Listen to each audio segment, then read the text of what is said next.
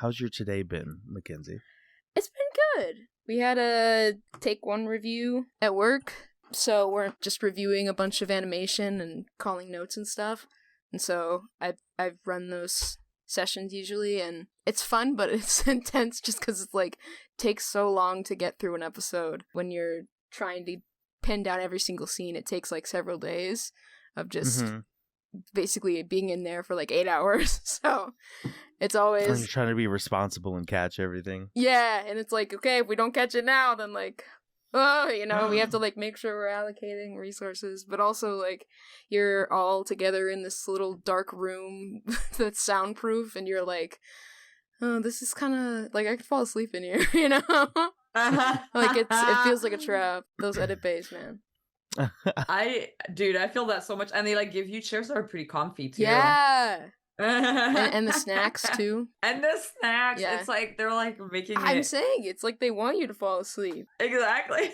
Yeah, I had my last office in Edit Bay, and it was just like just in a little cave with like big screens in a little cave. I made it so that I had one of those Cintiq arms that could lift off, and basically there was a big screen at the top, and my chair reclined, and so I was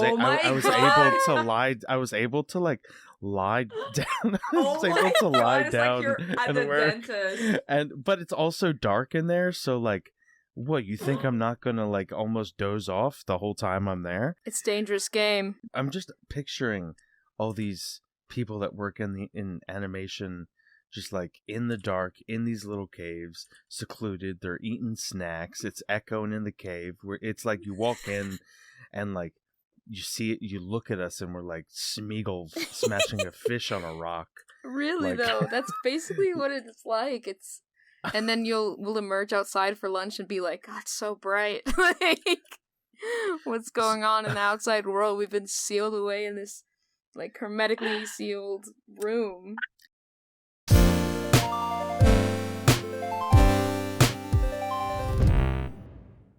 Hey, welcome to Creative Block, where your hosts V and I'm Sean. We interview people in creative industries about their life, work, and hobbies while we doodle jam.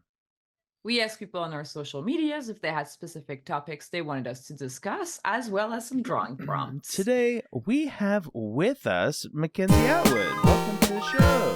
Thank you. Excited to be here. Hi. Thank you so much for coming. This is going to be such a cool episode because you are our first editor coming on the pod. Woohoo! And not even just an editor. You just an editor. No, you also are a voice actor, and you do voiceover.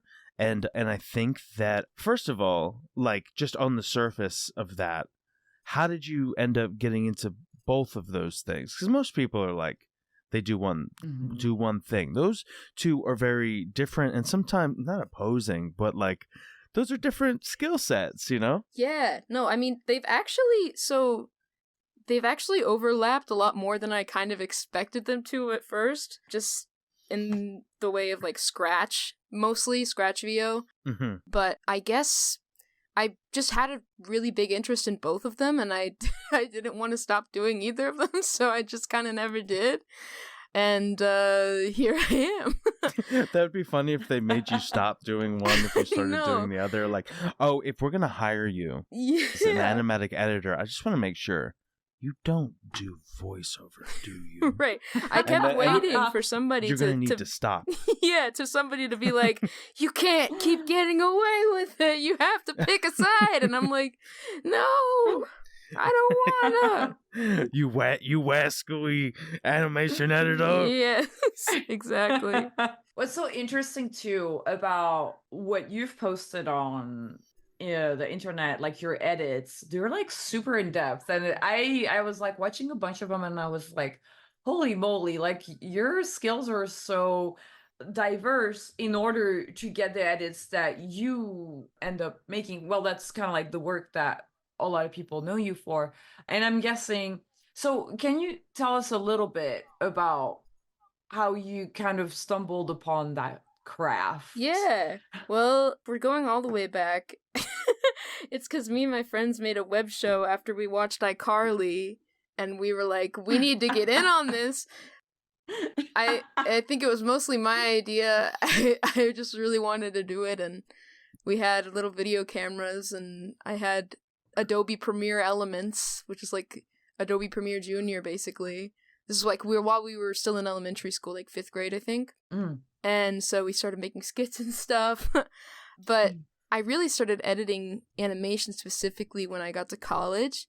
I had been into cartoons my whole life, but I just sort of fell into it because I got hyper fixated on Steven Universe, and it was hitting all the dopamine receptors. So, you know, we kept cooking up edits, and honestly, it's another thing where I thought that the skills that I was getting from learning how to do these hyper specific edits of cartoons, I was like, there's no way that this is going to be like actually applicable to anything, because I'm sure that it's very different when they're actually editing the cartoon to put it together. And then, like, in some ways it is, but in some ways it's really not.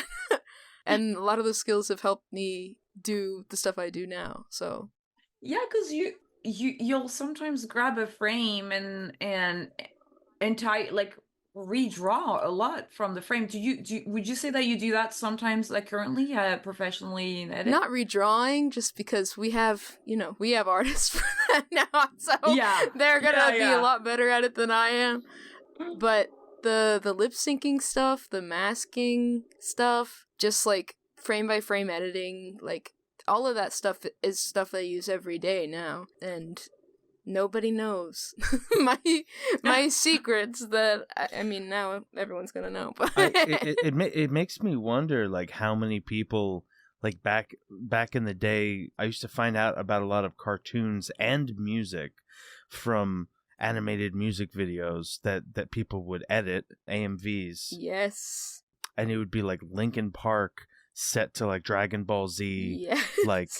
like clips, like edited. And I always wonder, like how many of those people that started doing that ended up with a career in either working on those shows or some other shows. Like, were any of those skills transferable, like just some kid in their basement like crafting up basically a meme? Yes. You know? No, I mean, I think that a lot of people who end up in editorial for animation sort of fall into it, is what I've sort of found. I was very intentional about seeking it out specifically because I just really wanted to do that niche. And so but I think that that's happening more and more, where people, like, especially around my age, are getting into the industry from doing fan content, basically, because it just gives you a lot of the skills you need to do the actual content. Because I mean, it unless you're making your own show, like, then you're basically drawing fan art for someone else's IP, you know, when you're on someone else's show. So it's useful skill. Yeah, that's so true. Has that we talked about this a little bit, but it was before the show. Have you met other artists that have it's been like a relationship that continued into professional life, like from animation fandom, like making things when you were younger?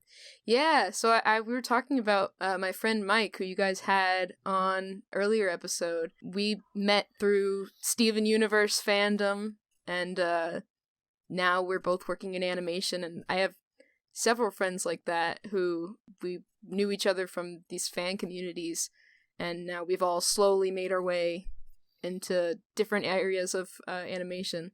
I haven't gotten to work with any of them yet, but one of these days, you know, we're just gonna start our own studio or something. Is that maybe somewhere a little bit of a dream, or is it mostly a joke? I mean, I'm down. You know, we've got, within our friend group, we've got a pretty good chunk of the animation pipeline covered, so we just need to keep bringing people on, and then eventually we'll get there, I think. We'll see. I love that. That is so cool. I wanted to ask because so Mike, for people listening, we're talking about Mike Katsu. Mm-hmm. That is not his real name, but that is his username. And Mike's episode is really interesting because he did not go to art school. He was studying Engineering. Yeah. engineering. What about you, Mackenzie? What did you study? I was also at an engineering school, so we kind of bonded over this at the time because I went to Georgia Tech in Atlanta, and I wasn't studying engineering. It's primarily engineering school, but I was studying, my program was called computational media. So it translates well enough, but a lot more coding and like sort of game dev stuff. When I started working, my first foot in the door, proverbial foot in the door or whatever, was at Cartoon Network Games, which was just across the street from my college, and so a lot of so a lot of so cool. a lot of people had co-ops and internships over there. So when I was like a freshman in college, I started working there. Then I just sort of one thing led to another, and here we are. And here we yeah.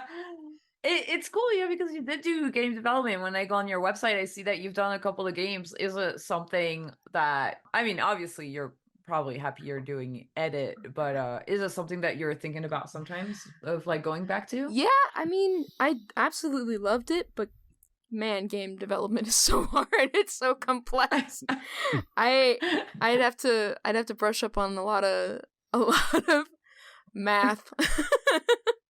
It's in there somewhere, but it's buried deep at this point. By the way, I wanted to shout out Mike Austin's episode 118. If anybody wants to watch Mike Katsu's episode, I believe, right? Yep. Yeah. Please do. I was in the background Googling it so that we could shout it out. I try to shout out whenever we mention a previous guest. You know, as we're recording this, actually, it is Mike's birthday. Fun fact. Oh, fun fact, everybody. Today it is Thursday, May 9th. Mm-hmm. This will come out way later, but you'll know. You're in the future from now, and you'll know when to wish Mike a happy birthday. You can wish him a very belated happy birthday.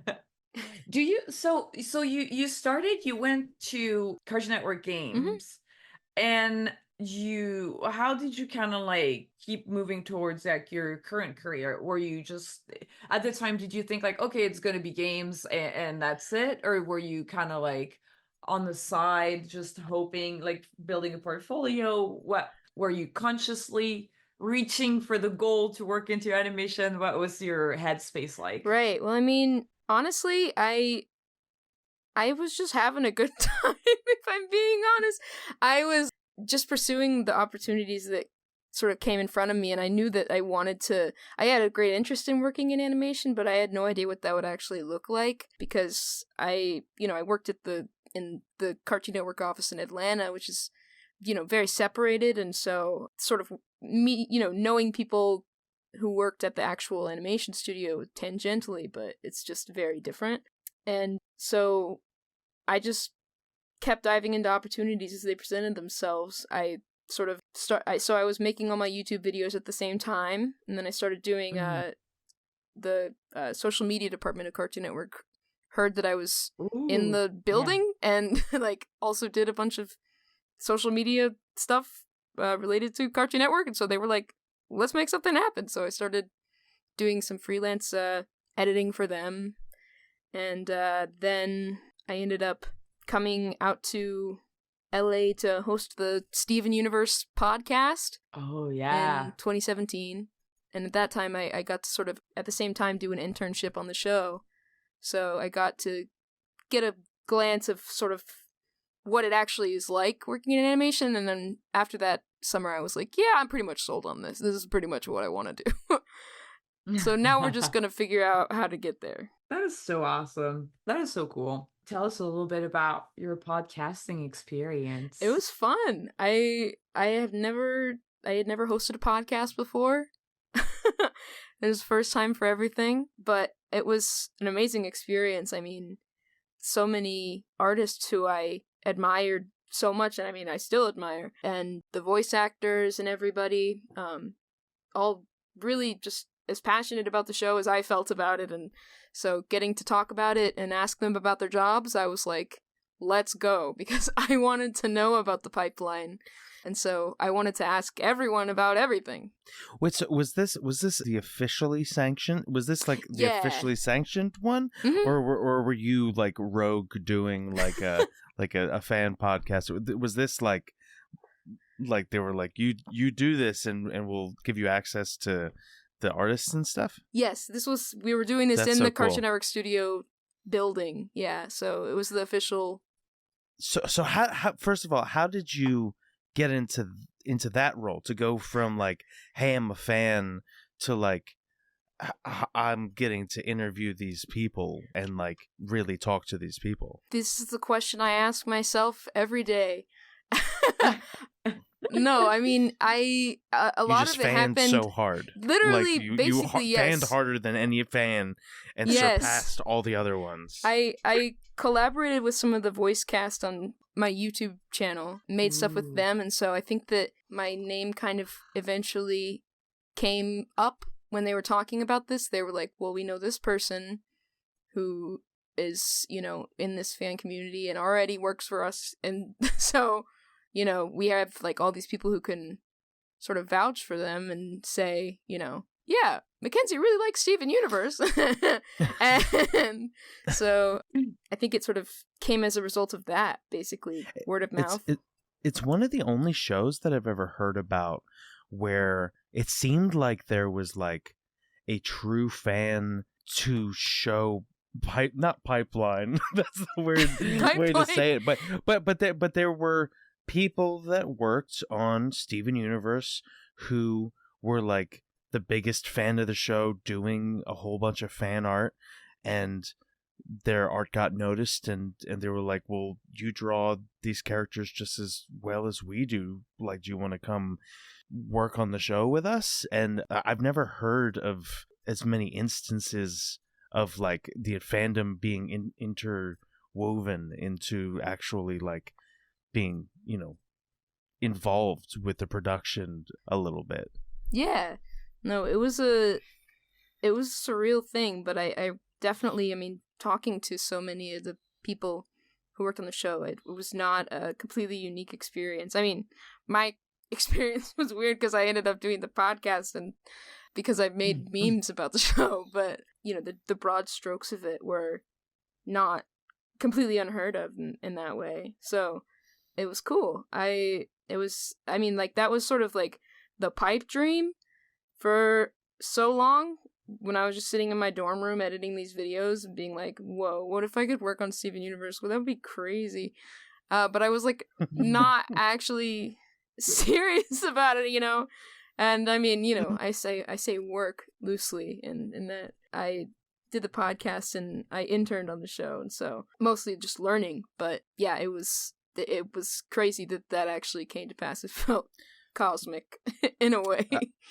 I think that because meme historians and archaeologists of the future will listen to this podcast in pursuit of the study of ancient memes, yes, I do think that it's important to give credit to those memes. It's an art form in itself. And what would you say is your if you were to never make another fandom meme again?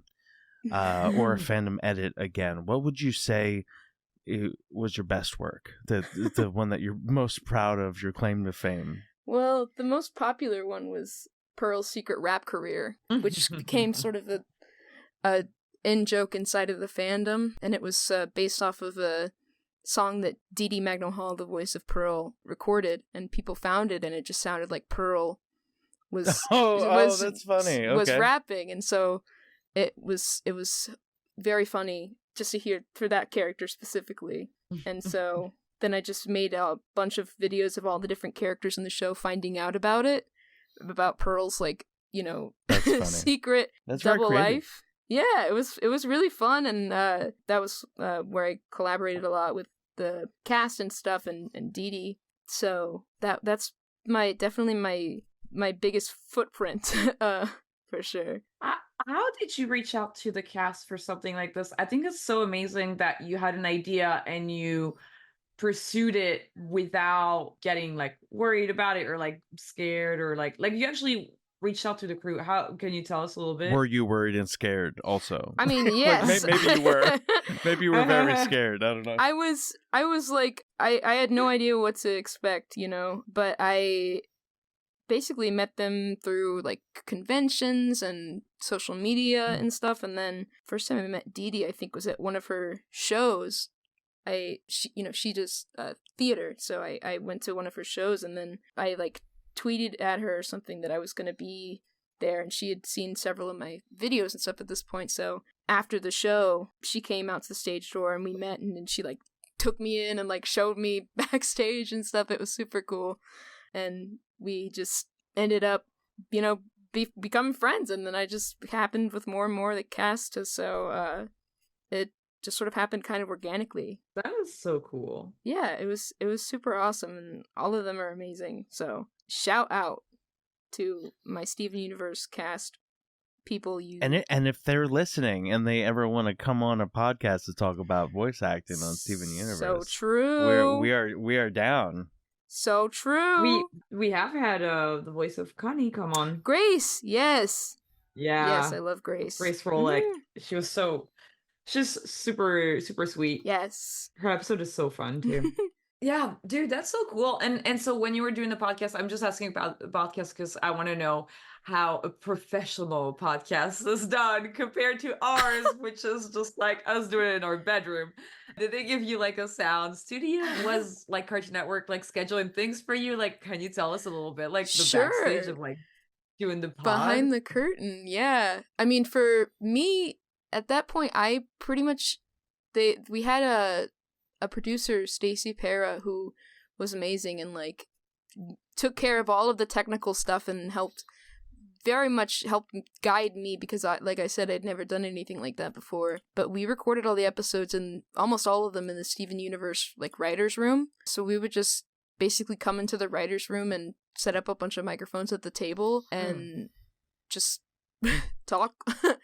And I had the chance to sort of plan out what I wanted the different episodes to be about, so I had different themes and different guests in mind, and then we conducted the interviews, and there were different segments with different guests, and so, yeah, it was super fun, and we had just planning it all out, and then getting to talk to these people was amazing, but also nerve-wracking, because like I said, I look up to them so much, so, but it was always a really good experience, so. But yeah, that's how we did it there, is just basically setting up, taking over the writer's room for an hour or so, and then packing it up until the next time. Yeah, what was your first episode of doing that like, as someone who was nervous? Like, who was your first interview, and what was it like?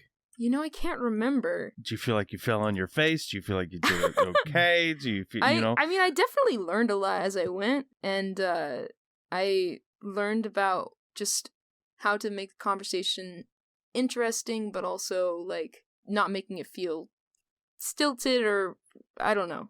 There's a lot to it, obviously. I mean, you guys know. Yes, you are familiar. I don't have to tell you. Yeah, but my first interview, I remember. I mean, I've had bad interviews. So yes. I mean, not necessarily on this podcast. I had a podcast sort of before this too, where, I mean, I was also alone doing the interviews, and if it didn't go well, I was falling on my face alone. So yeah, I'm always curious about the stories where something didn't go super as planned, or Yeah, well, I mean, all of my experiences were pretty positive, and I think it helps that it was all mostly me. I mean, I had planned everything out, the topics and questions I wanted to ask, and so people had a pretty good idea of where things were gonna go, and so it helped to sort of keep things on the rails, and I just mostly did a lot of listening, honestly, because I was like so just enthralled to hear what these people had to say. I was like, people don't want to hear me yapping right now. Like, I'm 20 and I don't know what's going on, but But to be fair, though, I think that's like a great way to approach hosting. Yep. I think that it is the hardest. I don't know, like just this little segue of us being like, this is us hosting, I guess, or whatever. But I do feel like as a host, trying to ask questions all the time and letting the guests speak the most is definitely Yes. the top. And I mean, one example is that at the beginning of this episode, I told a story that I had told on another episode. And we only have a certain amount of stories, and we're going to start repeating ourselves if we're talking too much about our own experiences. So the goal is to try to find new and different angles to talk to y'all about, and to let you guys talk. Yeah. yeah. So fun. So I was sort of troubleshooting and figuring it out along the way, but like I said, I had, Stacy, and then Charles Abaje was also really helpful during that whole thing. Conrad Montgomery was the executive on Steven Universe, and he was super supportive, and yeah, it was an amazing experience. I mean, I can't think of anything I would have rather done than that. Like, genuinely. So where did you go from there? You got a little taste of being involved, at least tangentially, you know, from a show, and you were making game stuff. You were making game stuff and kind of like social media things. What was your bridge into like working on a show in some way? Well, it was kind of not an easy transition, just because so a lot of things were happening at the same time. The Steven Universe epilogue series ended right about the start of 2020, right when the pandemic began. I graduated from college in December of 2019 and moved out to LA in January of 2020 to start working at Titmouse as a PA. And so almost immediately everything got shut down, and so it was a very strange time, and a time where my life was like completely unrecognizable from what it was like, a few months prior. But I just sort of threw myself into learning as a PA, because it is very different. It's different to be told about the process versus being like seeing it yourself. Mm-hmm.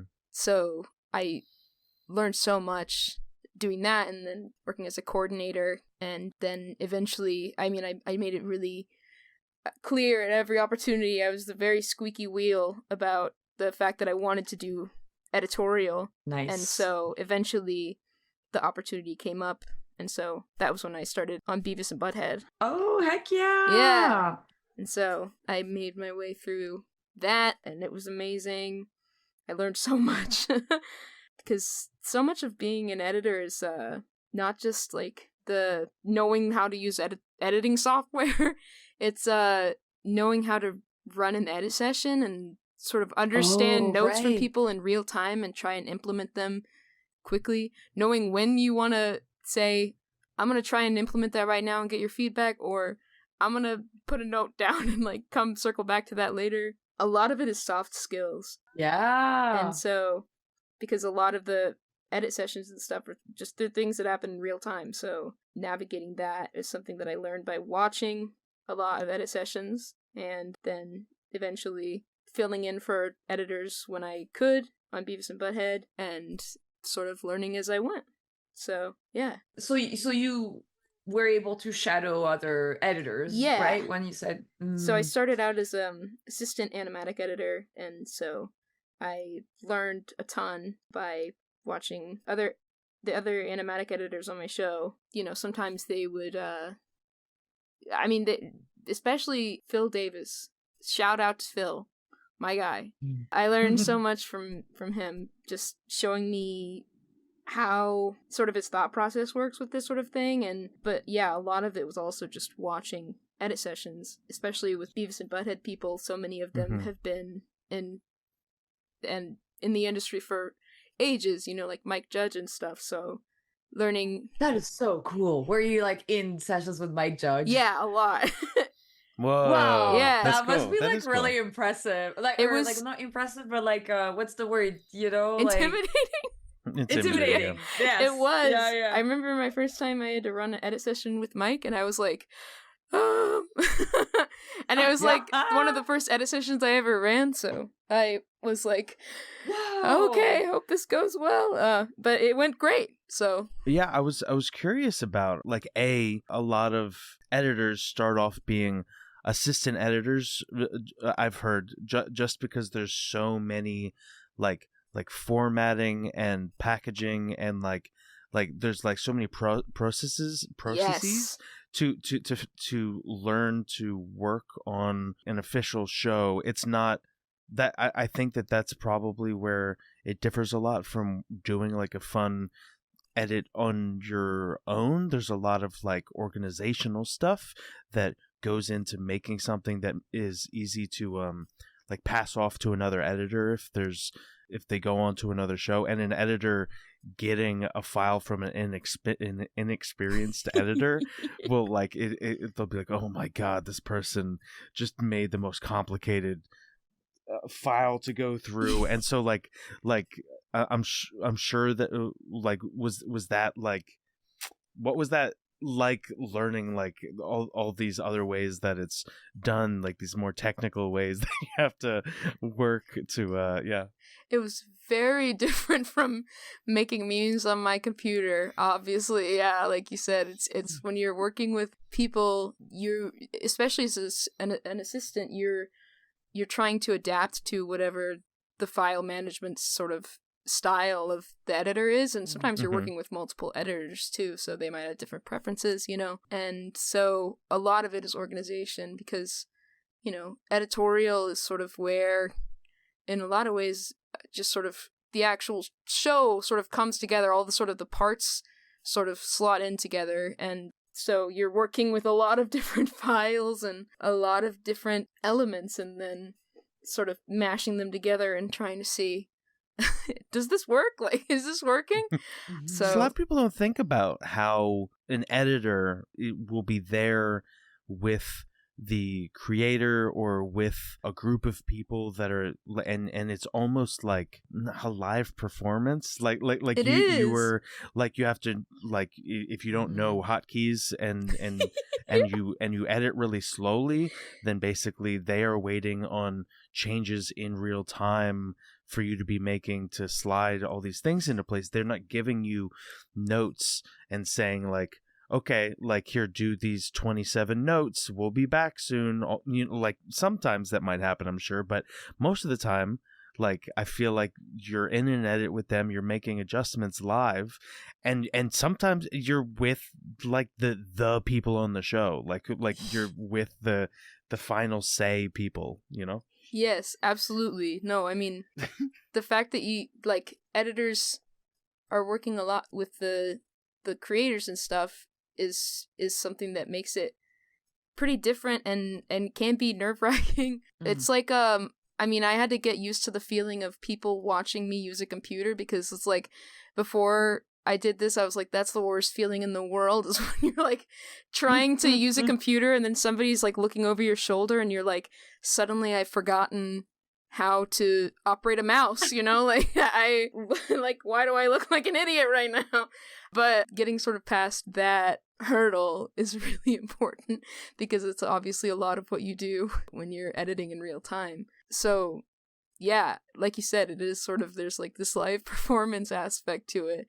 In a way, it reminds me of VO sessions, like doing voiceover, because you sort of are like on a time, we're on a timetable, we're all getting in here together, and so we're gonna workshop this, and whatever we end up with at the end of the session is sort of where it's gonna be.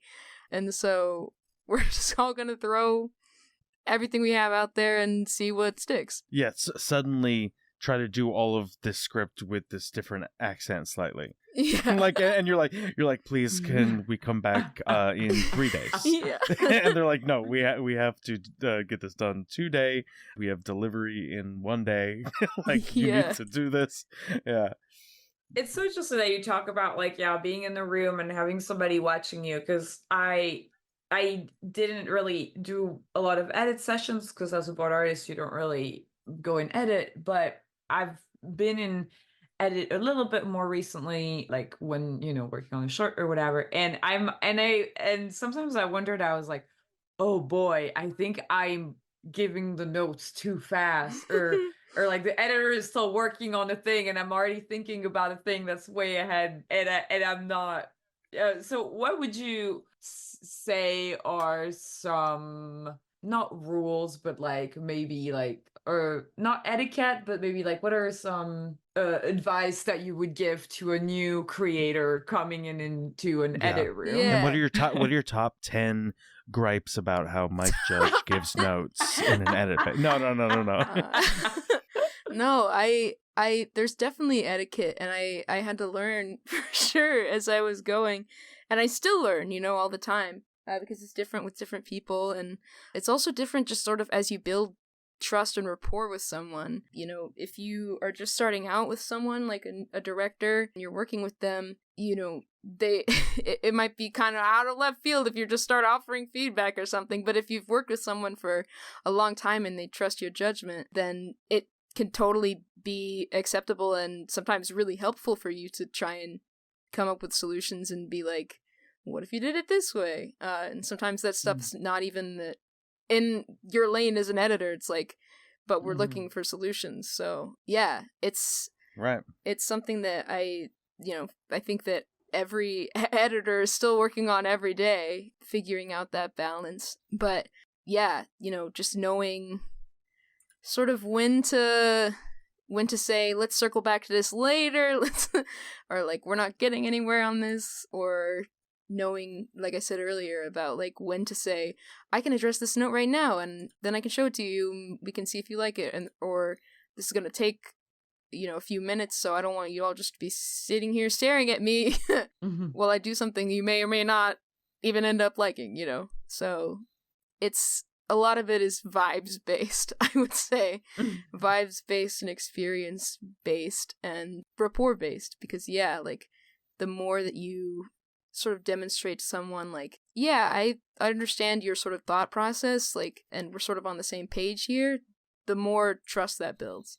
And that's something that was really helpful with being on Beavis and Butt-head, was like, I sat in on so many edit sessions just watching silently in case the editor's computer like caught on fire or something, or they needed a file and I would just find it. So I got to get a really good sense for sort of where our showrunners' sort of heads were at, and that helped so much when it came time to actually be running the sessions, because I could sort of anticipate what they were going to think, or like try and plan a few steps ahead, and that's super helpful. Do they have like little like quirks, like maybe do they have like a certain set of sound effects that they really like, or do they have like a certain type of cut that they like they doing? only want the Scooby-Doo run over and over again. No, I mean, there's definitely Tunes times when I'll see something in the cut and I'll be like, oh, they're gonna hate this, like this is getting cut like straight away, but sometimes I'll be surprised, and it's like I said, it's constantly learning, and I was curious about how, like, going from project to project, like I know with a storyboard artist it's like this too, like you're having to learn pacing and humor and sensibilities, and like how realistic do they want sound effects on this show, how naturalistic, how cartoony, whatever. Like, what is it like going from being in the headspace of working with, for instance, working and talking to like Steven Universe people on just a very sincere, creative, kind show, and then going to Beavis and Butt-head and it's like boner jokes and stuff. Like did it take a little while for you to get, like, what does it take for you to get into the Cornholio space or whatever? Right. The Cornholio zone is very different from the Steven Universe headspace for sure. It's I think I guess like it's sort of, I mean, I think it is sort of similar, yeah, probably to like what you're doing as a board artist, except, you know, you're getting a lot of that feedback live, or sort of seeing what works and what doesn't. And so it is different, and you sort of can get a feel for what the showrunner or like the, you know, the producer and everybody is looking for. Getting references is really helpful, like reference material, so you can sort of get a feel for what kind of vibe they're going for. And and also just like the sort of source material that they're going to be referencing a lot. Like if there are big influences on a particular project, having that sort of shared language helps a ton. Do you do any research like that before you go into an edit session? Or like how much pre-planning do you do, or pre-watching or whatever do you do before you go? Like, say you have like on Friday first thing with Mike Judge, you're just going to be in a room with Mike Judge working on Beavis and Butt-head. What do you do to prepare, if anything? Well, I mean, that was sort of a different situation just because I'd spent so long at being in the edit sessions with him that I got a feel for the temperature and like the just how everything was going to go by sitting in on those sessions. But yeah, whenever I'm meeting with people for the first time, I usually try to do my homework and sort of see what kind of stuff they've worked on before and get a taste of it. I'm not going to like watch their entire every project they've ever worked on or anything, but it always helps to sort of have the shared references we can make, like, yeah, oh, this is just going to be like that one episode of Naruto, like, you know, like that's not something that came up a lot on Beavis and Butt-head, but well, yeah, because I was curious, because you came from being this person hosting a Steven Universe podcast where you were biggest fan, knows probably as much as you can about the show, like, hey, what's up, I'm really prepared about the source material, to potentially working on things where you might not know as much. And so I was wondering if like it is comforting to be in the fan zone and sort of like trying to immerse yourself in that project, or if you like, I mean, it's always intimidating for me, for instance, to go onto a project and there's more than one season that I haven't seen of that show. Do I feel like I need to catch up on like six seasons of regular show before I can storyboard on regular show Right. and feel like I'm doing a good job, or like be like not feel like an imposter? Yeah, no, I mean, it's like a difficult balance to strike, and there's pros and cons to both, I think, because if you're super entrenched in being a fan of the thing, it can sort of affect the way that you view, I don't know really how to explain it. It's like you're not really viewing it a little bit. Well, yeah, that. But I mean, just like viewing it as like a thing that a bunch of people like made together versus like this, you know, piece of art that just sort of spawned into the universe, and you're like, wow, you know. And so it can help sort of sometimes coming from a perspective of someone who doesn't know that much about the project going into it. Like with Beavis and Butt-head, I had never seen an episode before I started working on it, and then I've obviously seen a lot now, but it's something that I kind of got a feel for. I didn't really have any conception of what the creative process was going to be like. Like, I didn't have any preconceived notion about that based on my knowledge of the show. It was very much like an organic thing where I'm learning about that creative process with no sort of precedent or idea of what it's going to be like. Yeah, you're not. I think that's like a great point that you're making. Sometimes I feel like if you're too much of a fan of a show, you're it's almost like you're taking a little bit of like ownership on the show, when, you know, at the end of the day, it's just like a collaboration, and it's all about listening to the creator and or like whoever is in the room. And also, if you're too big of a fan on a show, I feel like you can potentially keep trying to do things that have already been done on the show. Yes. Like as like a shout out to like, hey, like I did this, or like I like trying to impress somebody or something. But you want to be trying to do new things on the show. So that's an interesting point. I like that. Yeah, having that sort of distance can sometimes help, but there's advantages to both, like I said, because that sometimes that is what you need, is to be completely entrenched in it and know everything about it. So there's pros and cons. But I've really liked both experiences, so it's fun sort of seeing the whole range of it, Yeah. And that can be another thing with voice acting, especially when we're talking about like VO for properties that are established, like anime that's based on a manga. You get cast in an anime and you're like, I haven't read this whole manga, but should I? Yeah. Should I know what this is all about? Or should I go in just blind and let the director sort of use whatever I'm bringing to the table to sort of reach their vision? I don't know. It can vary. Well, this is a good segue into talking about Yeah. voiceover stuff. Voice acting. I mean that's a completely different vibe than being an editor.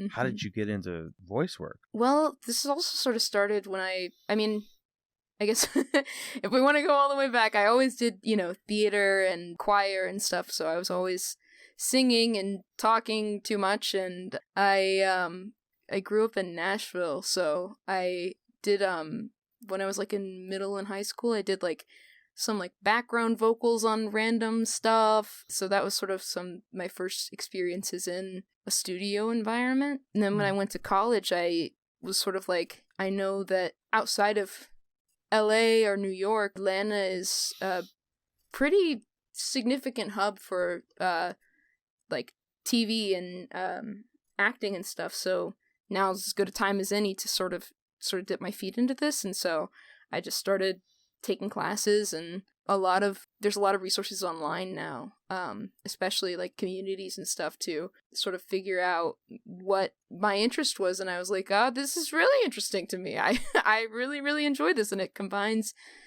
so many different things that I love. So I just sort of kept doing it, and I manifested it, I feel like, by, which just basically means I just took classes and learned a lot and auditioned for stuff a lot. And I'm still learning stuff all the time.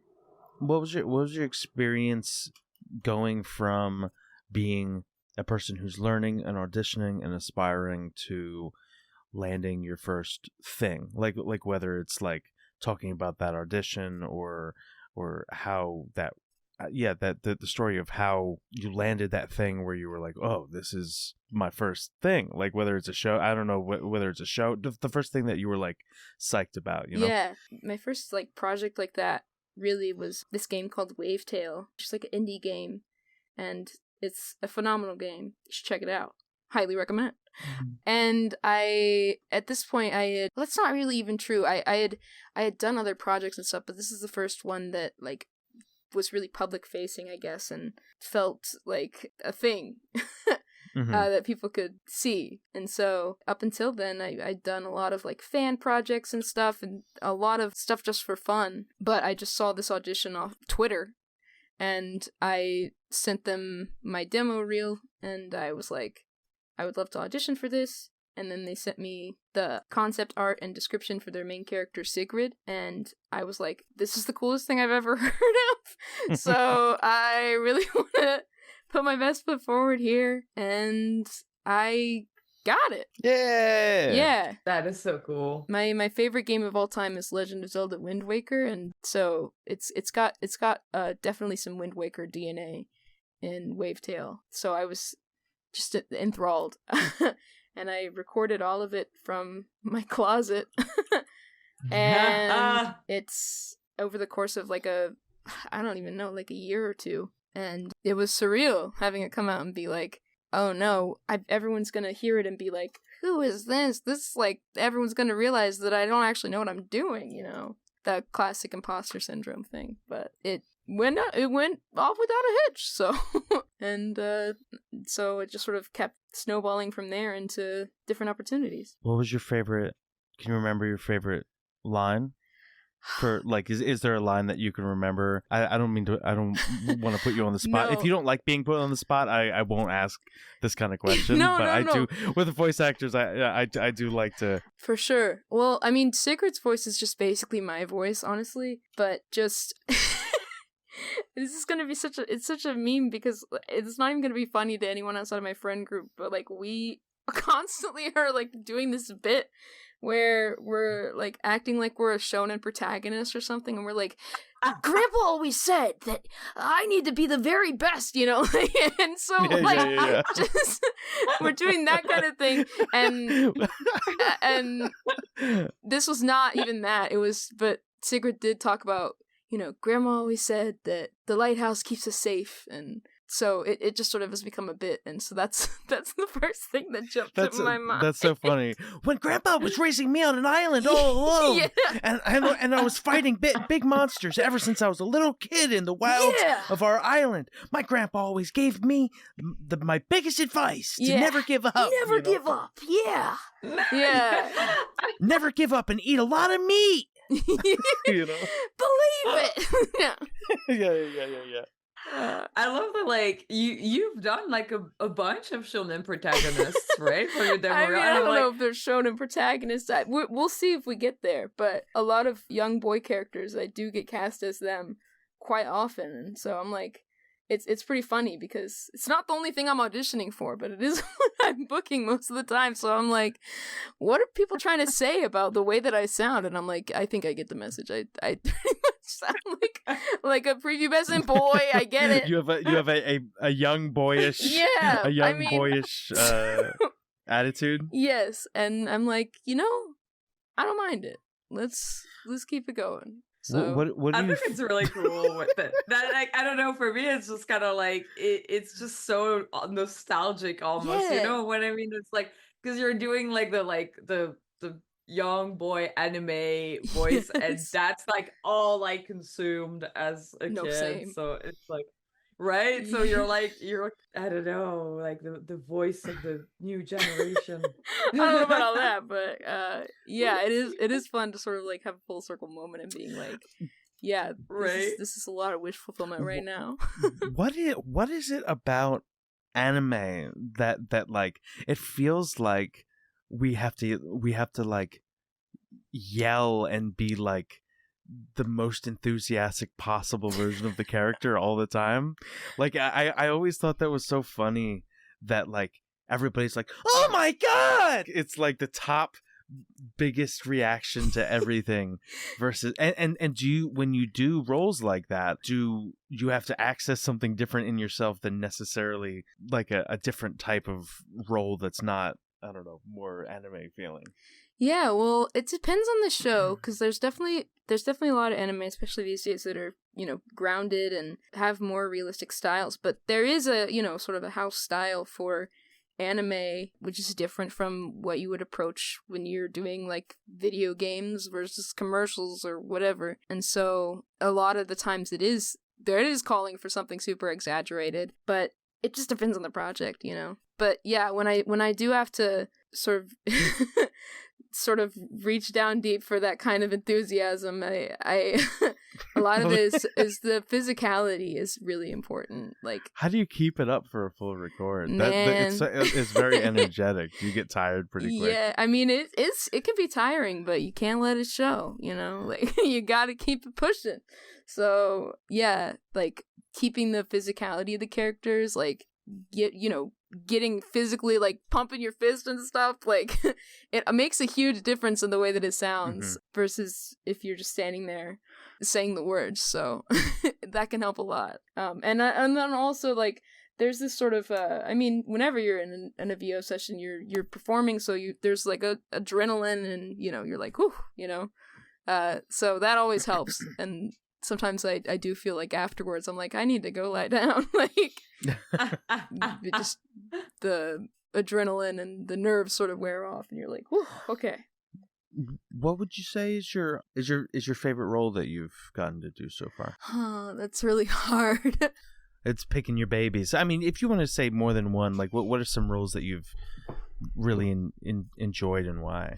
Well, most recently I did Silver Bell Cookie in Cookie Run Kingdom, and that was super fun just because he's like a soft fairy boy, and I'm usually voicing more rough and tumble type of boys, so he was a bit of a change of pace. And I just, there's so many voice actors, and that game in particular that I admire so much. So being a part of it, I was like, this is insane.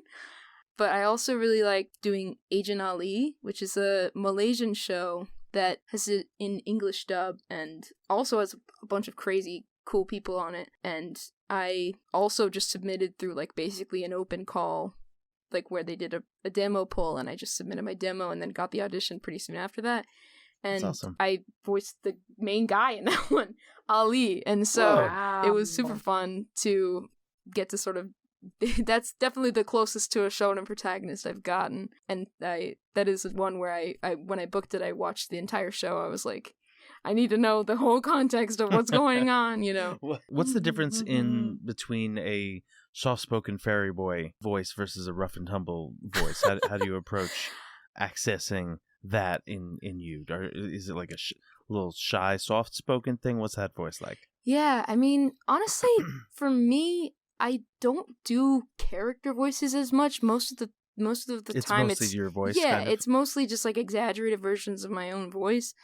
So a lot of it comes down to just the way that the script is written. It sort of happens naturally when you're reading for the character. It's like, yeah, if they have a bunch of soft-spoken, nice, sweet boy lines, then yeah, of course it's going to sound really different than, you know, Grandpa always said, like, so it's, it kind of happens organically, but I think that, like, there are definitely, like, different, I lost my train of thought. I completely lost it. No, you're good. I got distracted by Grandpa always said, and I was like, Grandpa always said... don't forget what you're talking about. Like, I just love talking about this stuff because it's voice acting is something that I've always liked doing and have always appreciated, and the idea of getting to transform is always very interesting. Like, and it's also I think that it's something that is sometimes even unique to anime, that they'll have you use more of your natural voice or a more naturalistic voice versus working in cartoons in the US where they might want you to completely transform your voice in a way that like you wouldn't be able to recognize that it's you. Is that ever something that you look for in a performance or a role? Like, are you ever trying to have sort of the bar be like, when I'm listening to that character, I don't want to be able to tell that it's me? Kind of, do you know what I mean? I don't know if that's a weird abstract. No, it's always a big compliment when I hear from people that like know me and know what I sound like, that they have engaged with that media and didn't realize it was me. I'm just like, and that's such a funny compliment. Yeah. That's you wouldn't expect that that's a compliment. No, right? But it is. It does feel like that. I'm like, haha, I got you, you know. But yeah, I think it's something that I definitely have like room to grow in, like I said, because of, like, a lot of the roles that I do, I feel like are sort of different shades of my own voice. And so doing those more exaggerated character voices and staying in character is something I am working on all the time too, because it's something that doesn't come as easily to me. And but I think that it is a good metric when you're able to watch something with someone and like they go past your part and you're like, did you see that was me? And they're like, that was you. Like, no, that's really cool. And I'm like, no, but like I'm hearing it and I'm cool like, feeling. yeah, obviously it's me. Like, that's what I sound like, you know. But yeah, if a voice casting director right now is watching this, what would is there a type of voice that you want to voice sometime? Like you were talking about, like wanting to get into other voices that don't sound as much like you or whatever. Is there, like, do you want to voice a monster sometime, or do you want, like, I've some voice actor friends that like they almost get pigeonholed in like just doing like Yes. little monster gremlin voices and stuff? Like, what is there a type of role that you'd want to try sometime that's different? A little monster gremlin would be a breath of fresh air, you know. I would love that. That's what I always say about monsters and gremlins. But yeah, I mean, everyone sort of gets like, you know, pigeonholed into their niche. So I think that's definitely it can be pretty universal experience, even, which is funny because, you know, voice acting is supposed to be the thing where, like, you could play any character, you could be the little gremlin guy or whatever, because it's like your face isn't on the thing. So, but still, different voices have different, proclivities or whatever, like different things they sound better at. And so I think that getting the chance to sort of step outside that is super fun. You can also like sort of get into a cycle where you're pigeonholing yourself because you're like self-selecting what you're going to spend the most time on the audition. You're like, Sure. well, I feel like I actually have a good chance of booking this one because it's sort of similar to the other stuff I've done, so I'm gonna like make sure this audition's really good, basically, versus if it's like, okay, well, this is not something that I'm gonna book, but like I want to submit anyway just so that they hear me, and like maybe there's another part or something that they'll want me for. So you just sort of give it your best shot, but you're not like you don't believe that you can do it. They're like, I don't believe this person is a little gremlin. Yeah, they're fully committed to the bit. No, that's interesting. That's so interesting. Yeah.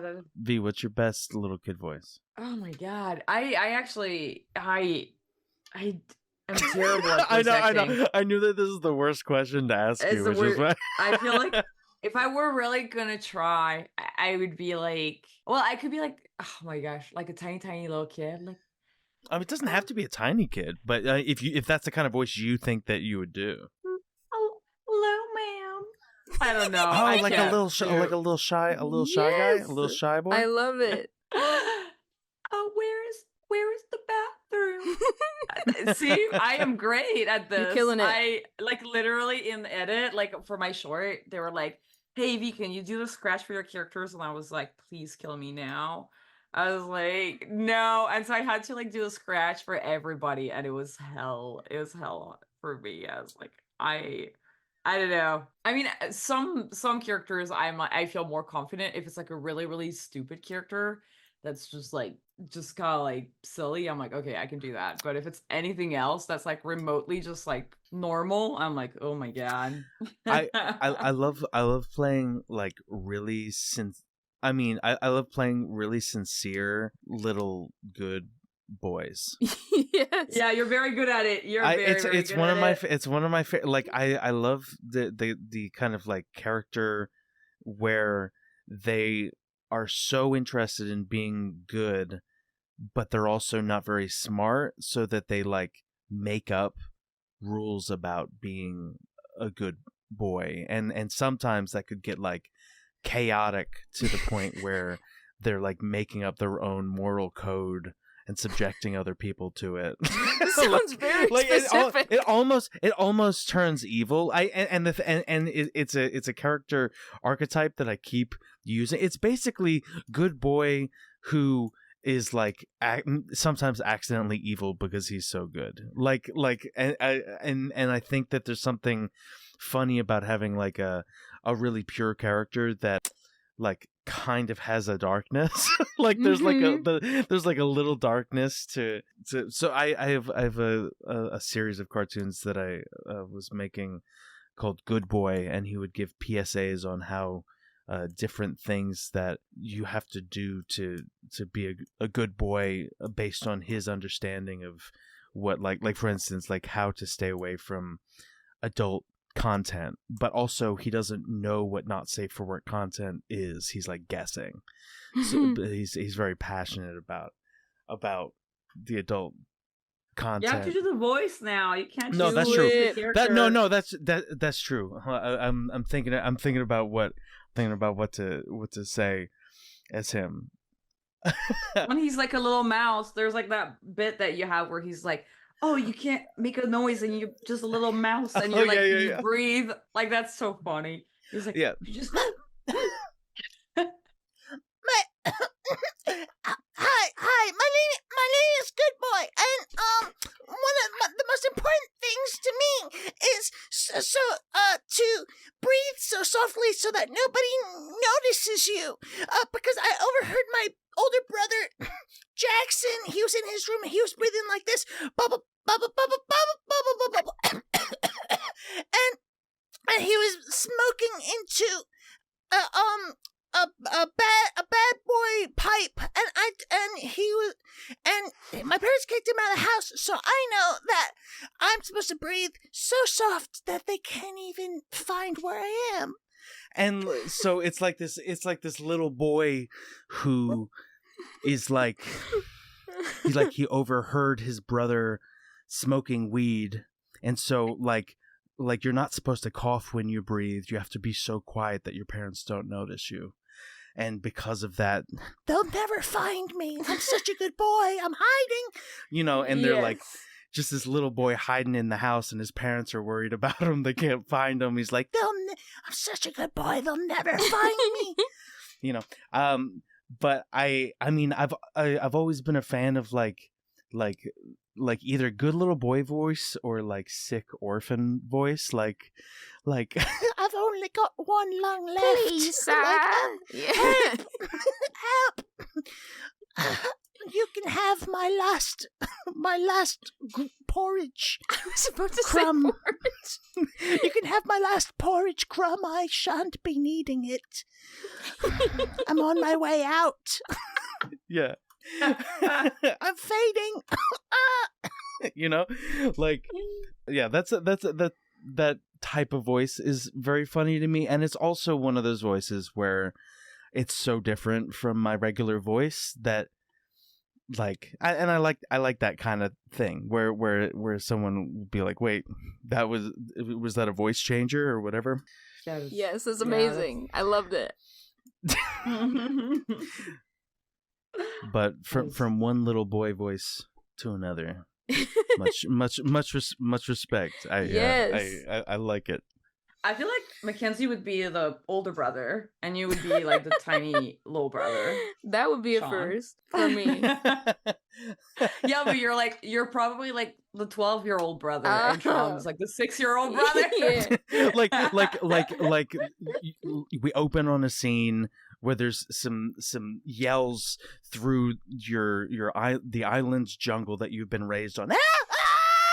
And you come running, you open into the clearing, and there's a monster that has this little brother in his jaws, and I'm like, please, I was playing with my ball, and now I'm getting eaten. Like, and you're the older brother, and you have to fight this monster. Give me back my brother. Like, give me back. Give him back his me. I'm getting freaking eaten here. Yeah. I love that the little brother's like the American voice acting version of it, and Mackenzie's older brother is like the anime version. It's like super cartoon style smashed together. That's too funny. It's like, have you guys watched that show, Drawn Together? Yeah, that show's crazy. It's kind of like that, where it's like a bunch of like different cartoons, like cartoon characters that are like kind of like doing like a reality TV show. Yeah. Even though our voice acting styles are so different, I still love you, big bro. We'll always be brothers, no matter what. Even if we get separated, even if you get eaten by that monster, I'll always love you. even if you get eaten up and then pooped out by that monster, and you're just poop now, you'll still be my brother poop. Yeah, it's a beautiful thing. Amazing. That is so funny. I was wondering, so you say that you like reply to these casting calls, like these open calls on like online. Are you looking for these on Twitter? Do you follow certain types of accounts for these casting calls? Kind of like how do you kind of like stumble upon them? Do you have rep? I was wondering if you have like an agent or something. Yeah, I have an agent, but a lot of the stuff too just comes from casting directors, and you could sort of get on people's radars through doing workshops or, like submitting through open calls. Those are more rare though. So it's a lot of networking and knowing. And it's like another thing that you're constantly working at is just trying to get on people's radars and stuff so that you can get a chance to audition for stuff like that, because it's just another hurdle, But yeah, that's a whole other can of worms, honestly. What's your number one thing that you do to get on someone's radar?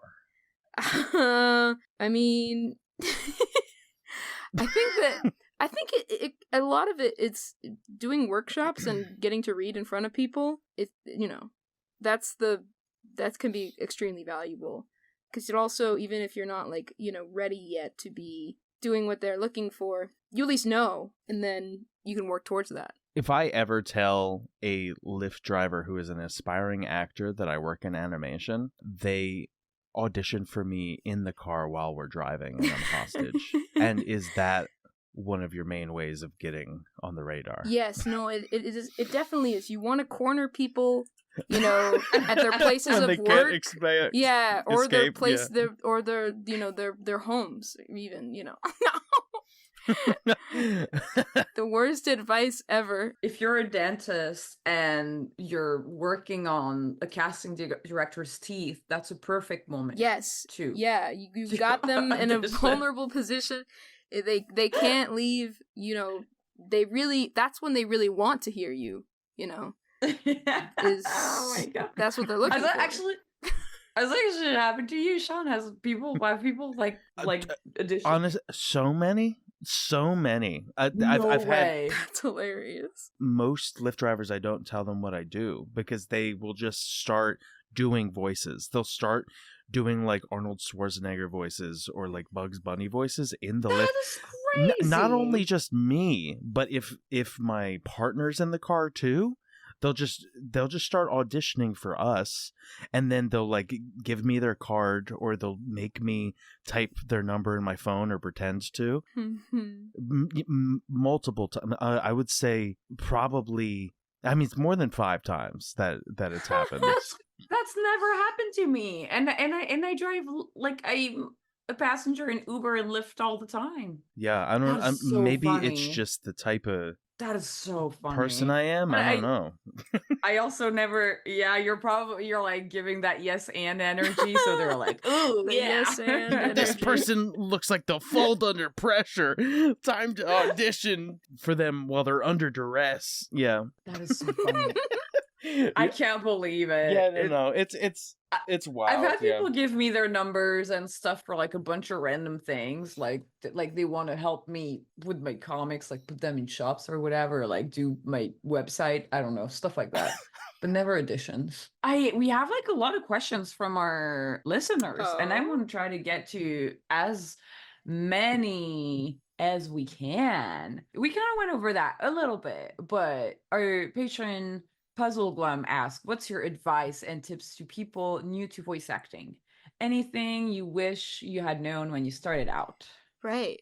Well, the best resource for getting started is iwanttobeavoiceactor.com, which is a website made by D. Bradley Baker, who's like an iconic voice actor who's been in basically everything. He voices a bunch of creatures, but also he does it all, And he has an amazing guide that is better than anything I could give. So, highly recommend checking that out. I used it so much when I was getting started. But also, I would just say, like, the best thing for me was getting involved in fan projects. Like I said, doing stuff for fun, because there's so many fan dubs, indie games, audio dramas. There's all kinds of stuff that do completely open casting calls. And it can be really helpful to sort of figure out what you're doing and get a feel for it. And if you can't get in any of those, make your own, man.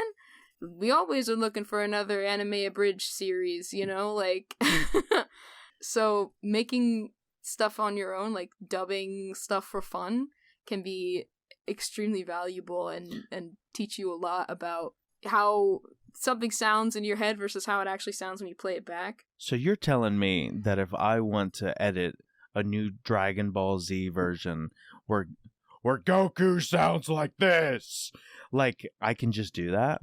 Yes, we all have the power to voice Goku in whatever way we want. Even like that. Unlimited possibilities. Vegeta's gonna sound like Kakarot! Kakarot, please! Kakarot! Saiyan Pride! Yeah, I'm gonna make my own edit. Do it. I'll be proactive about it. Yeah. Our patron Claire Rosenthal asks, what's your process for figuring out timing while editing?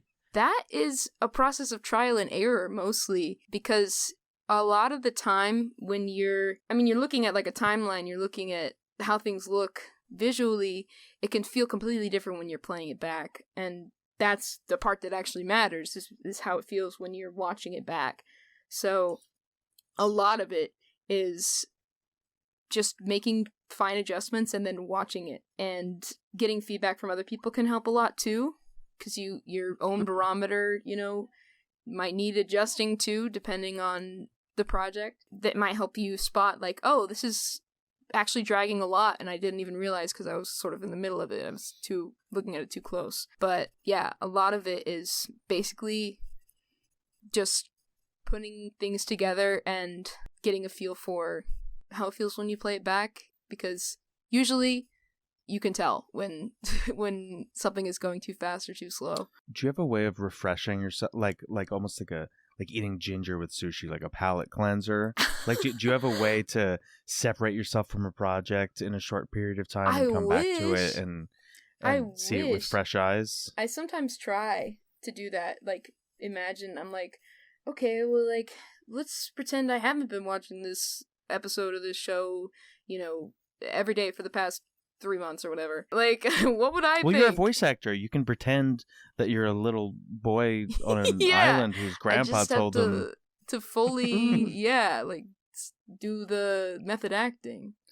Yeah, what would it be like if they watched this? Yeah. Would they get it? What would he think? He would say, Grandpa always said, this is going way too fast.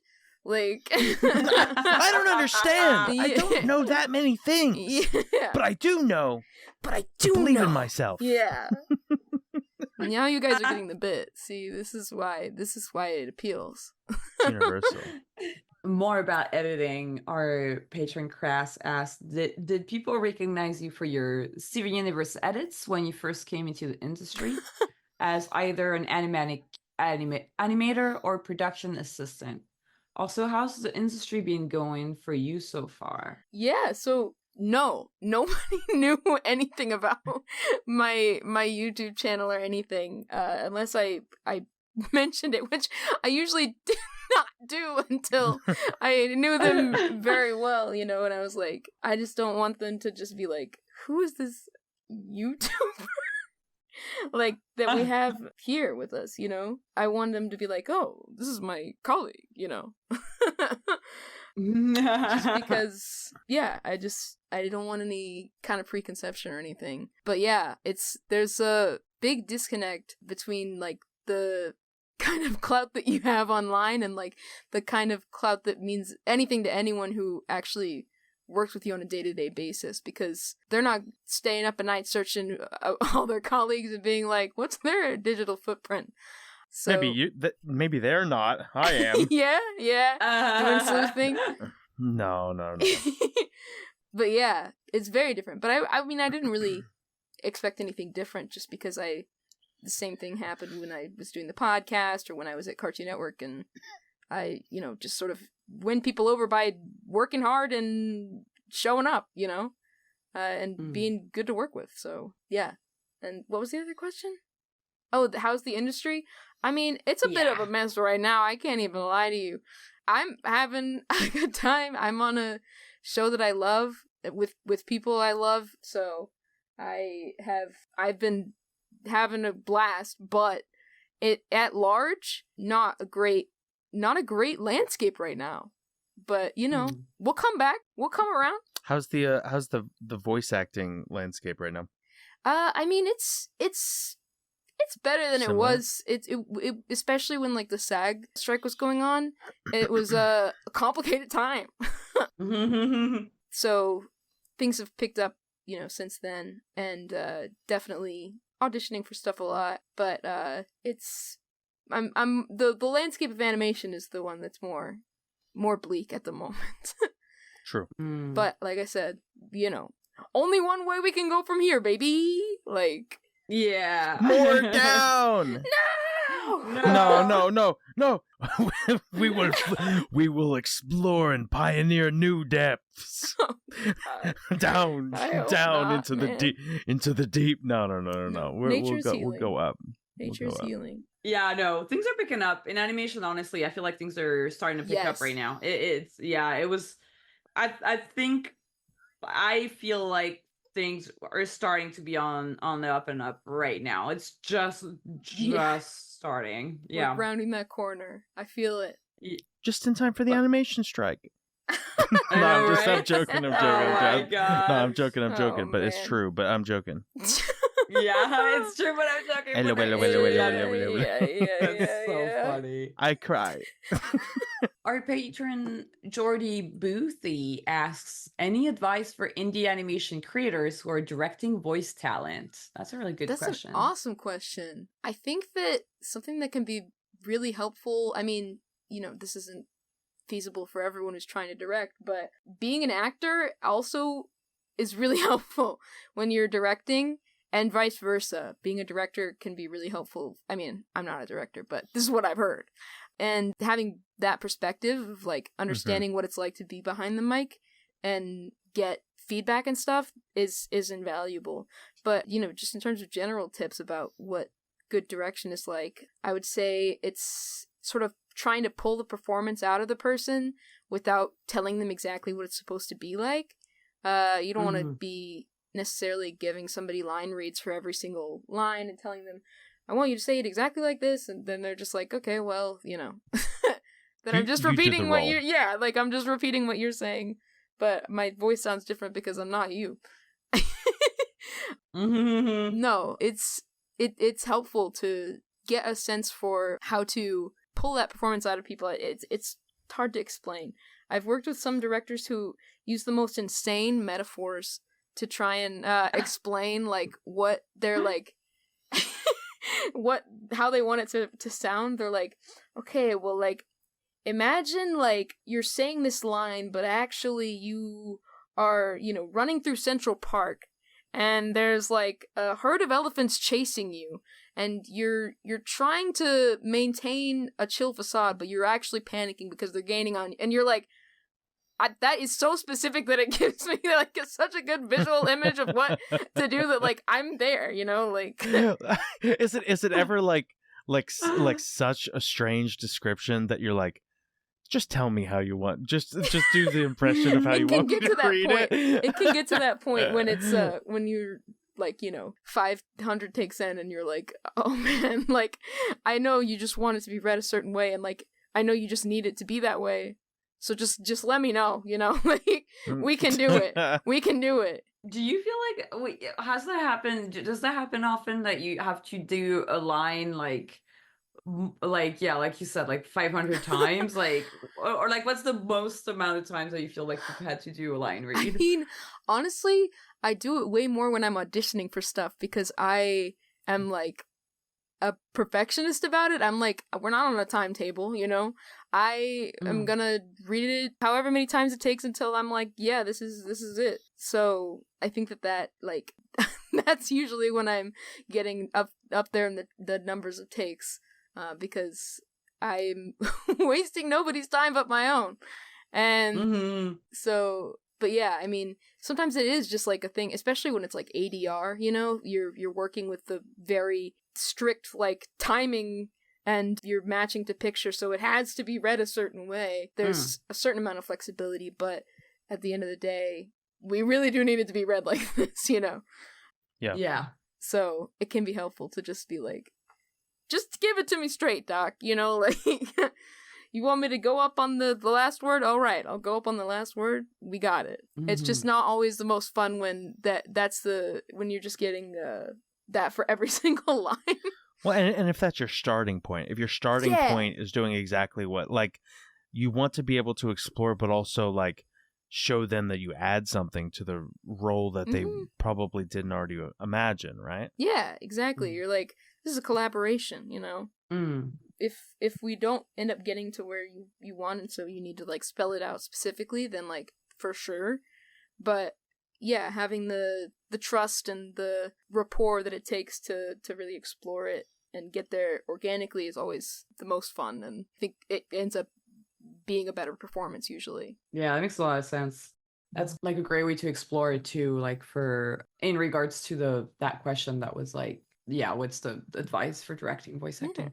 Yeah, it's so hard, especially when you haven't done it like a lot. I feel like it's like really hard sometimes as a creator to basically inspire your voice actor without, yeah, giving the line read or like being like particular, like, okay, more up or down. On Instagram, ink_kg is asking, what were some of your favorite moments doing voice acting voiceover? I think that some of the most fun moments have been where it's really fun doing ADR because you're looking at finished animation that you're like, nobody's seen this except for like the people who worked on it and the people who are dubbing it right now, you know? Yeah. And so you're like, especially when you've especially with like Agent Ali, which is a show that I ended up getting so invested in. I was like, the narrative tapestry is crazy. It would come to the point where we would like get to certain points where, you know, my boy Ali would be having W's and I would be like, let's go, you know? But I'm just like, I'm keeping it chill. We're in the booth, you know, we're being professional. But like, let's go though.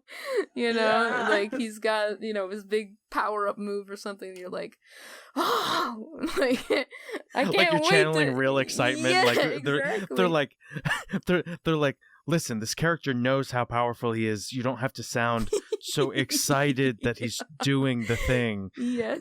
But I really am excited. Yeah. No, those are always really fun when you're like, you're watching something and you're like, I can't believe that I get to like be a part of this. This is unreal.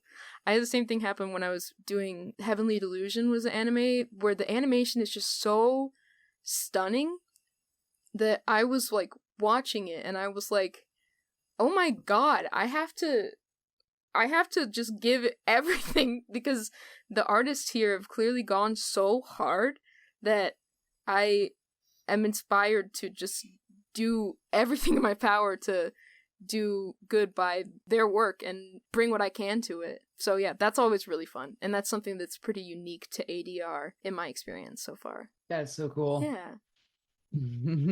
And just for our audience who might not know what ADR is.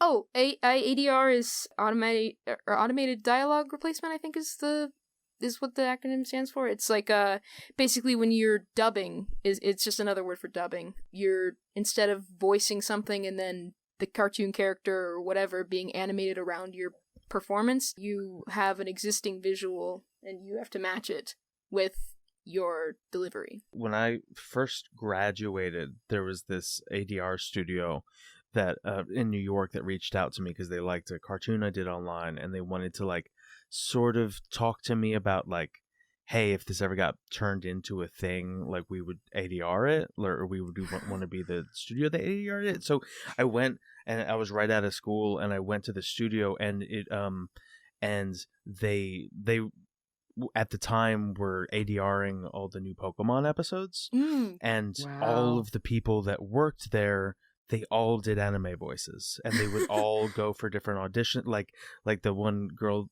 that was there was the voice of Chopper from One Piece, and like wow. And yeah, one of the ways that they were trying to like lock me in was they were like, oh, like we're friends with Sean Schammel, who does the voice of Goku. Like we yeah, and but they all were anime voice actors, and they were all friends, and they all worked on all the anime stuff, and it was my first like peek into the realm of anime voice actors and how like they all like, a lot of them like know each other, a lot of them work on this different things with each other. They like, and it was a dubbing place, so they showed me how like some of that worked, like going into the booth and dubbing. So that was cool, hearing the three little beeps and then knowing it's your cue.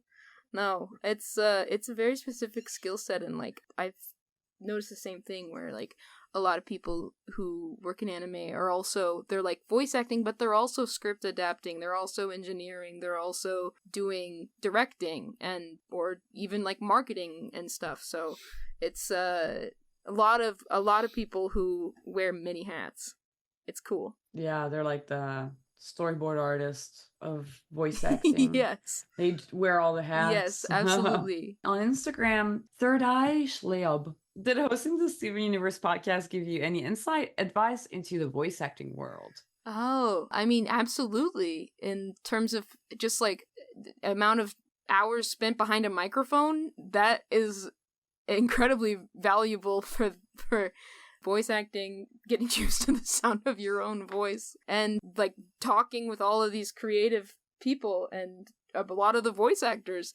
Yeah, it was an amazing experience for that, and helped me learn so much about just like the process from voice acting to every other part of animation. I wanted to learn it all, so I went in with that mindset, and it was an amazing experience. And I really wanted it to also be a thing where people could listen to it and learn sort of with me.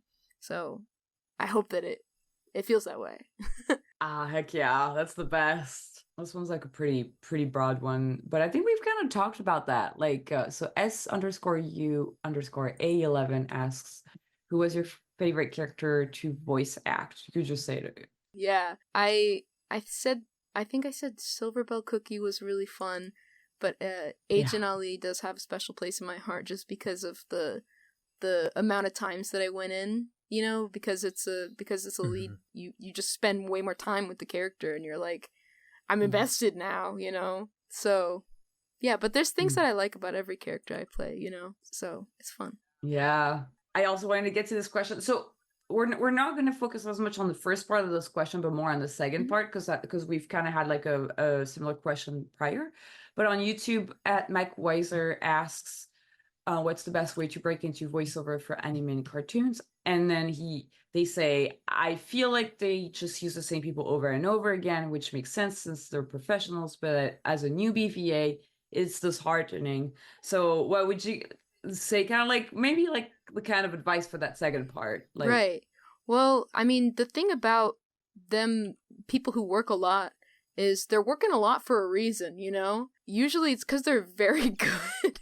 And so, and probably easy to work with too. And so I would say try not to be disheartened by that. Try to learn from it, you know? And see like what sort of ranges people are pushing themselves to, because it can be, you know, just like shifting the perspective a little bit. It could be something that's inspiring rather than disheartening. But I totally get it too, because yeah, it is like, it sort of feels like a very out of reach thing. And for a very long time, it seemed like an impossible goal to get into an anime, because I was like, I'm just recording stuff in my bedroom. Like, I don't know what's going on, you know? But like I said, getting involved with like a community of people who, you know, another thing that's really important, I think, is being like part of a community of people who are at your same level, like not just trying to reach out to people who are 2 or 3 years ahead of you, meeting up with people who are at where you're at right now,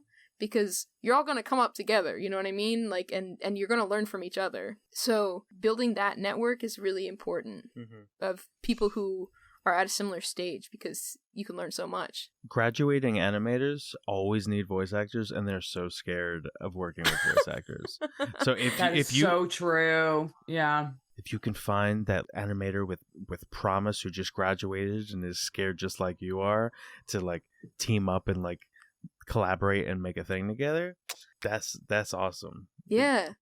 No, I mean, that's the thing, is like, it's just being open to reaching out to people like that, like, and like I said, with like the fan projects, passion projects people are making, it's all learning opportunities, you know? So yeah, I think all of it is really good. That's awesome. Yeah, I think it's also a great idea to like reach out to students and stuff, because it's like, yeah, it's so true. It's so hard to like voice act. Like most animators hate the sound of their voice, like myself. So when someone's like, I can voice act for free for you, you're like, hell yeah. It's why most student films are completely silent. I don't think it's usually on purpose. They're just overwhelmed with the idea of finding voice actors, with the idea of recording, with the idea of writing a script, all that stuff. But it is stuff that usually they want to at least play around with at some point. And if you can find a good community of, I think that advice is really good. I'll just give a quick shout out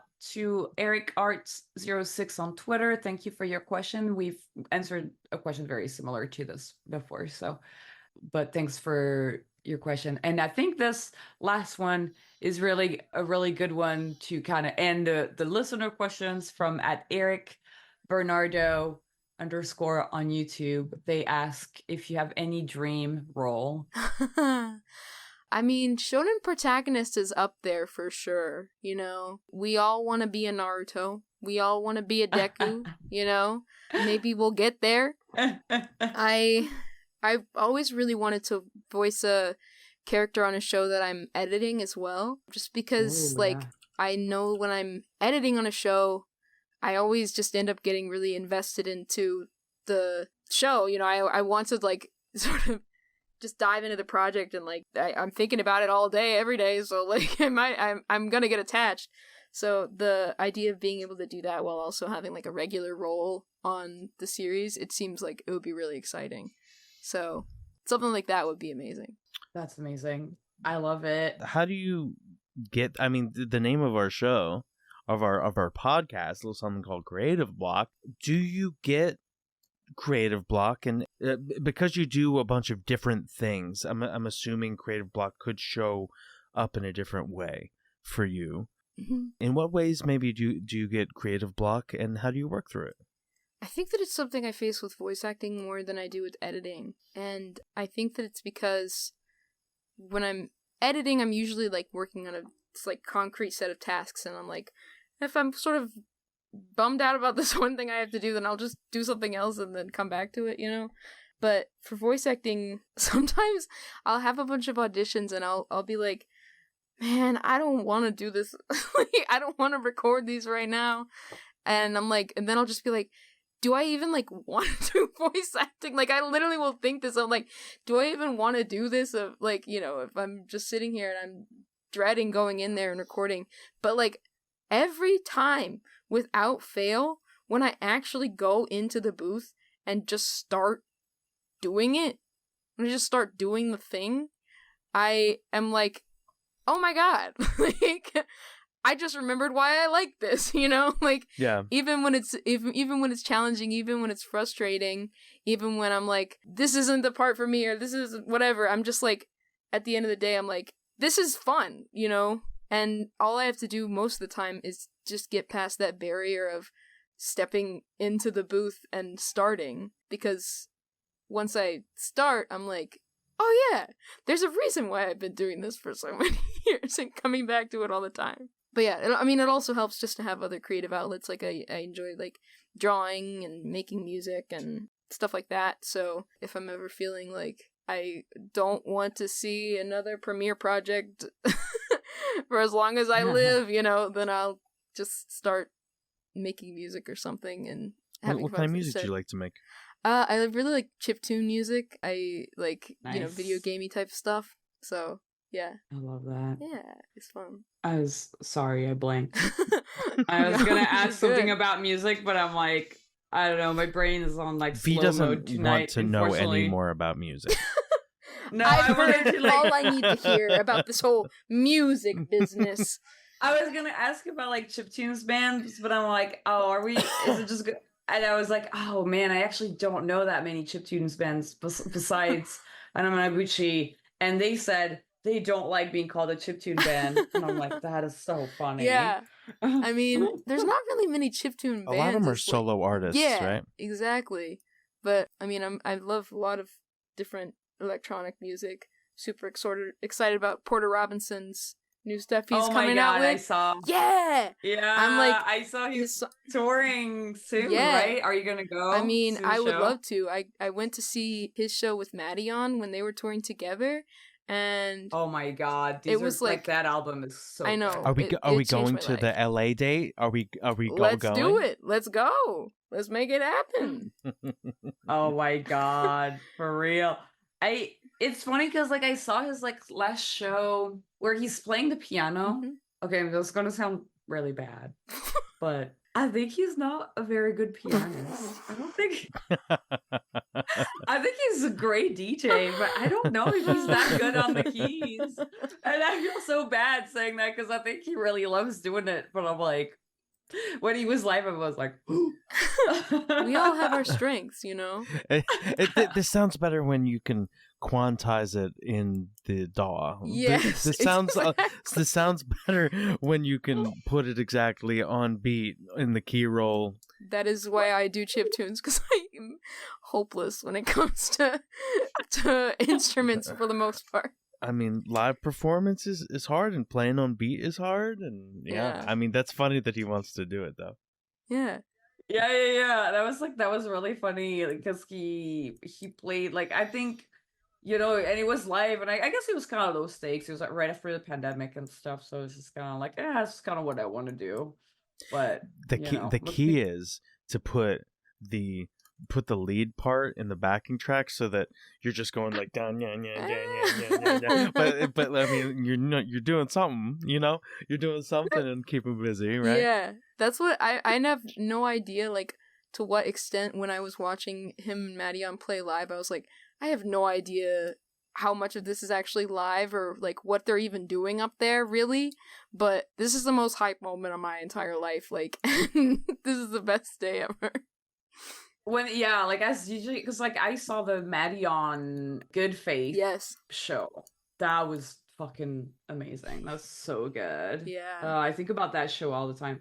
Were you there? I didn't see Good Faith. I actually saw Maddie perform solo and Maddie and Porter together when they came to Atlanta while I was in college.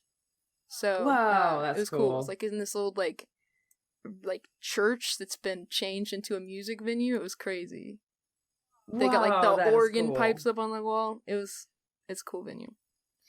That is so top.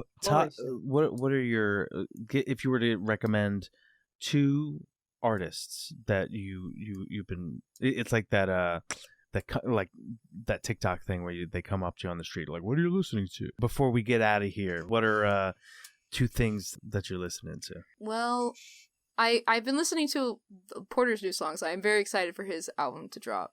So I have been listening to the 2 songs that I think there's only 2 that are out right now, but I've been listening to them almost on loop. So definitely recommend that. And then, my favorite like album of all time is by this group called Magic Man, and it's called Before the Waves. And they just released 1 album, and then they never made anything ever again, and I miss them every day. But that one is evergreen, man. And I want to put everyone onto it because it's peak. It's peak. I'm going to listen to it right now. If you like Maddie and Porter Robinson, I think I'm going to have I feel like I'm going to like it. Yeah, I mean, it's not like... Yeah. It's not EDM, but it's got a lot of electronic elements in it. It was transformative for me as a youth, as a teenager. Come back, Magic Man! Come back, Magic Man! I miss you. For you. And they like, I'll do it with a anime boy. Grandpa always said, Magic Man has to come back. What are we gonna do without him? You know, the prophecy said. Yeah, like. That's my awesome. my thesis statement for everything is I just need them back. Oh my gosh, thank you so much. That was so much fun. That was such a great episode. Yeah. Is there anything that you want to plug before we go? I mean, I'm on pretty much all social media at Mckenzie Atwood, and the show that I'm working on right now and editorial is Gentry Chow versus the Underworld. It's gonna be on Netflix. And it's gonna be a banger, so, you know, keep your eyes peeled. There's very little about it right now that's public, but it's a banger, so stay tuned. Good one. And, well, with that, that's the end of this creative block. Mckenzie, thanks for being our guest and sharing your story. Yay! And thanks to our listeners. Follow us on social media at CRTV Block, where we ask for drawing prompts and questions to ask our guests. Huge thanks to our editor, Clemens, for editing the podcast, Marco for helping us produce the show, and Ebuka for creating the short clips that we've been putting out. If you love our show, you can support us on Patreon. Becoming a patron gets you early access to interviews and access to our Discord community. You can also support us by commenting, liking, sharing, subscribing, all that good stuff. It will tickle the algorithm. tickles. That's my impression of the algorithm getting tickled. And it will push our content to more people. The more eyes on our stuff, the better it is for our chances to make this podcast longer. Woo. Click the link in the description of this episode to follow Mckenzie on all their social media and to follow our Patreon. I've been your host, V. And I was a very good boy. Keep being creative, and we'll see you next week. Bye. Bye. Bye.